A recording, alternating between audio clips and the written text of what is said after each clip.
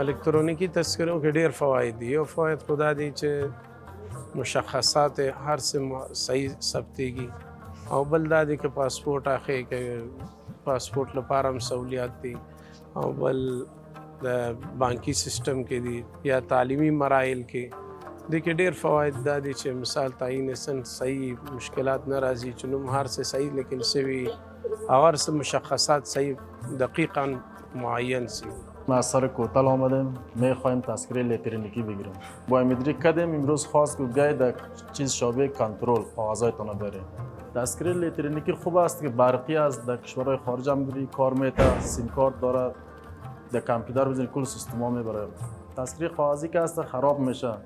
الکترونیکی بسیار خوبیای خوب داره. جا آمدیم که به خاطر تذکره خود بگیریم، تذکره الکترونیکی را.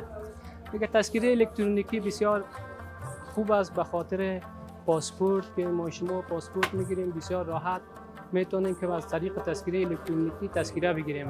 همین محل تولد تا همه چیز ان شاء الله در تذکره الکترونیکی دقیق است. سرگردانی و گپایش ان شاء الله نیست. از کارمندای سایه بسیار خوش هستیم ان شاء الله. ما بسیار رویه نیک دارن با مردم، با مراجعین. دیگه ازشون یک جهان سپاس تشکری میکنیم.